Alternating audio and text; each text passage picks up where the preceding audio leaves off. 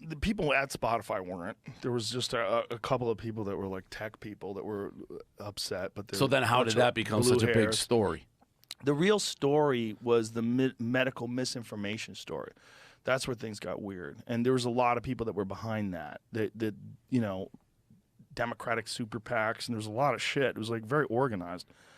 But that was because of having people like Robert Malone and Peter McCullough that were telling a narrative that was contrary to what was going on in the public about vaccines and about the efficacy and about the dangers and about COVID and the actual dangers of COVID, and also alternative treatments, whether or not they were effective, whether or not the information's being suppressed.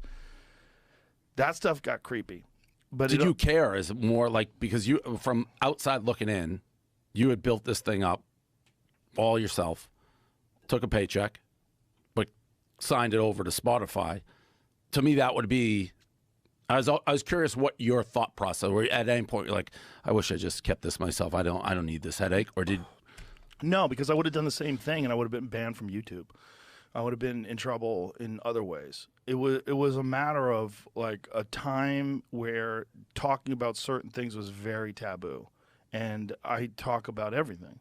And when I had access to someone like Robert Malone, who owns 9 patents on the creation of mRNA vaccine technology, and that guy who got vaccinated was telling you about a terrible cardiac event that happened to him while he got vaccinated, and then him doing the research on mRNA vaccines and the benefits as well as the adverse side effects, and as well as what the actual studies showed in terms of efficacy, that the fact that they never really showed that they could stop transmission, that they were lying about that.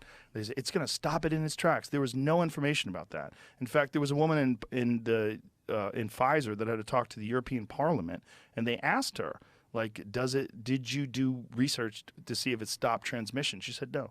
So all they knew is that it created antibodies, and everybody wanted the pandemic to be over. And everybody wanted it, and they figured, like, this is our way out of this. And it was like, that was the narrative. Rachel Maddow was like, if you get this vaccine, you won't get COVID. Right. You won't spread COVID. The virus stops with you. We all now know that is horseshit, and that's a lie. And this guy was telling me that over a year ago. And when I started talking about that, it became a real fucking issue. But my perspective was like, look, if it's true, it's true. And the chips will fall where they may, and if the only way people are getting this information is through me, that's fucking crazy. But that's also the cross I have to bear. This is what it is. I'm talking to this guy. I'm fascinated by it personally. I want to know. I mean, and he was wildly disparaged. So was Dr. Peter McCullough, wildly disparaged.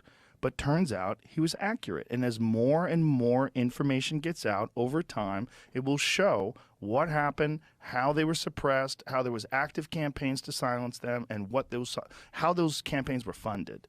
And that's what we're finding out right now. So it was an uncomfortable time for sure, especially when people like, fucking Neil Young, who I loved Neil Young.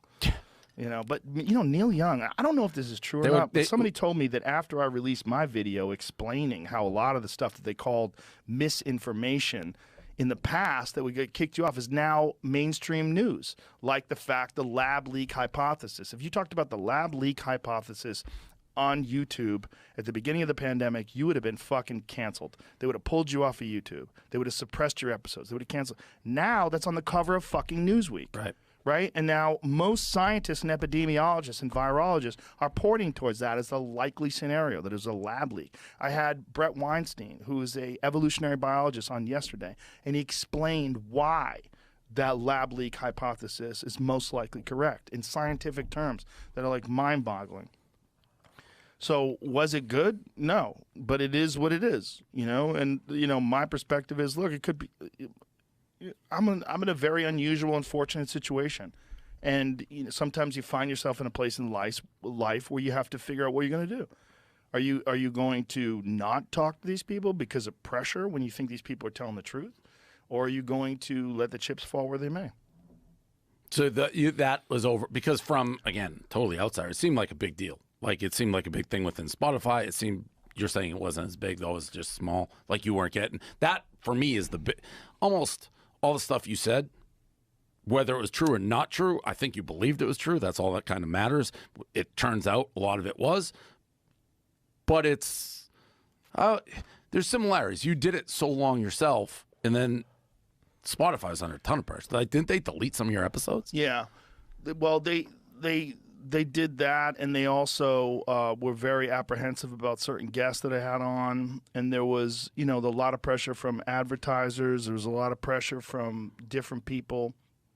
They were, like different artists like Neil Young and Joni Mitchell pulled their stuff, and it was touch and go. But again, over time, it showed that that was all true, and then all that went away. Yeah. And so it was the right. Now, if I was wrong, now imagine if I was wrong. And imagine, well, not even me. I shouldn't say I was wrong because I wasn't really the one who was saying these things. These things were mostly being said by experts. But if those experts turned out to be horseshit, that would be devastating.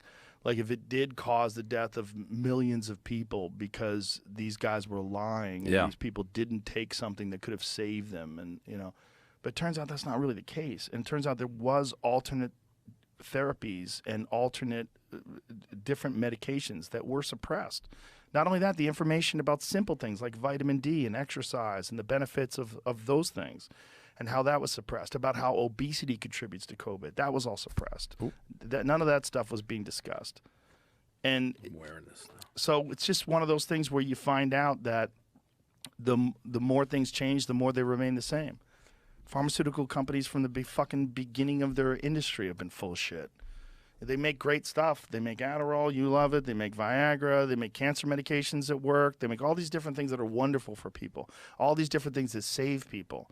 But really what they're in the business of is making money. That's what they're in the business of. 100%. And when something comes along that fucking steps on their money, they don't like it. Yeah. Like I said, for me, it was almost the bigger issue of how I was curious how you were dealing with it. Meaning, I'll just keep on keeping on.